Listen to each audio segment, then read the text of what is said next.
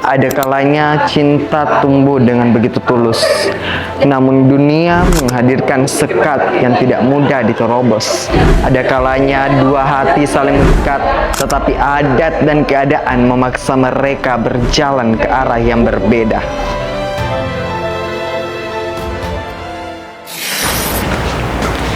Assalamualaikum warahmatullahi wabarakatuh. Salam literasi. Halo sobat literasi, saya Muhammad Acunur Syafaat dari Delegasi UPTD SMA Negeri 1 Polewali. Pada kesempatan kali ini saya akan mengajak teman-teman semua untuk menyelami suatu karya sastra yang tidak hanya berbicara tentang cinta, tetapi tentang pergulatan hati manusia ketika berhadapan dengan adat, keluarga, dan tuntunan masyarakat.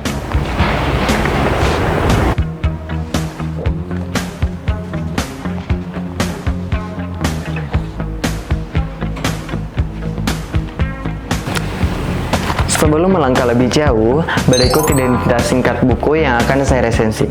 Buku ini berjudul Cinta Terkalang, yang ditulis oleh Buya Hamka dan diterbitkan oleh Gemma Insani pada tahun 2019. Buku bergenre fiksi sastra klasik ini memiliki jumlah halaman pembuka 8 dan 140 halaman isi dengan ukuran buku 20,5 cm. Buku ini memiliki ISBN 978-602-250-659-1. Secara garis besar, novel ini mengisahkan tentang cinta yang harus berhadapan dengan tembok besar bernama adat dan perbedaan status sosial. Para tokohnya dihadapkan dengan pilihan yang tidak mudah, mengikuti kata hati atau tunduk pada aturan yang telah lama mengakar dalam kehidupan masyarakat. Di kisah ini, Buya Hamka mengisahkan bahwa tidak selamanya luka lahir dari kebencian. Terkadang luka lahir dari cinta yang tidak diberi ruang untuk terus tumbuh. Adat yang seharusnya menjadi penjaga nilai kehidupan. Adat yang seharusnya menjadi penjaga nilai kehidupan. Dalam cerita ini digambarkan sebagai batas yang membuat manusia kehilangan kebebasan dalam menentukan jalan hidupnya sendiri.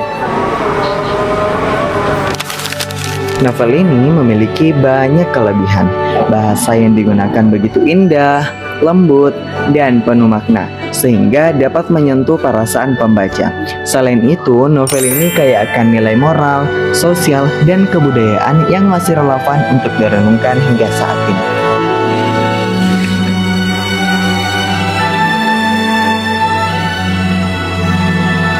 Konflik antara cinta dan adat digambarkan dengan mendalam sehingga pembaca dapat merasakan pergolakan batin yang dialami para tokohnya. Tidak hanya itu, novel ini juga membuka jendela pengetahuan tentang kehidupan masyarakat Minangkabau pada masa lampau.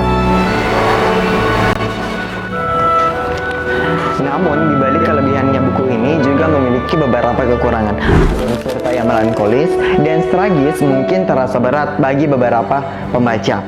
Beberapa tokohnya terlihat terlalu pasrah terhadap keadaan, sehingga kurang menunjukkan perjuangan yang kuat dalam menghadapi konflik.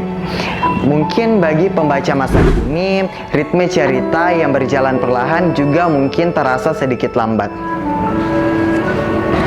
Setelah membaca novel ini, saya memahami bahwa cinta tidak selalu kalah karena kurangnya perjuangan.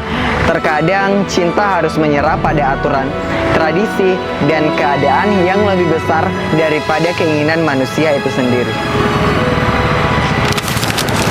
Secara keseluruhan, Cinta yang Terkalang merupakan karya sastra yang kaya akan makna. Novel ini bukan hanya mengisahkan tentang perasaan dua insan, tetapi juga mengajak pembaca memahami bagaimana budaya dan struktur sosial dapat memengaruhi kehidupan seseorang.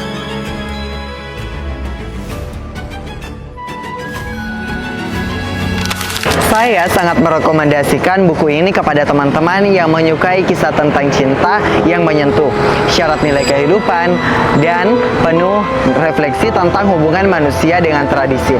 Dari buku ini kita belajar bahwa tidak semua yang kita inginkan dapat kita miliki, tetapi setiap kehilangan selalu membawa pelajaran yang membuat kita tumbuh menjadi pribadi yang lebih bijaksana. Cukup sekian resensi buku dari saya. Terima kasih kepada teman-teman yang telah meluangkan waktu untuk menyimak setiap untayan kata yang saya keluarkan dalam resensi ini. Semoga apa yang saya sampaikan dapat menjadi jendela kecil yang membuka pandangan kita terhadap makna yang tersimpan di balik setiap halaman buku. Saya Muhammad Nur Syafaat dari UPTD SMA Negeri 1 Polewali. Wassalamualaikum warahmatullahi wabarakatuh. Jangan lupa like, share, and subscribe. Dan jangan lupa datang di Gedung Layanan Perpustakaan Daerah Polewali Mandar. See you!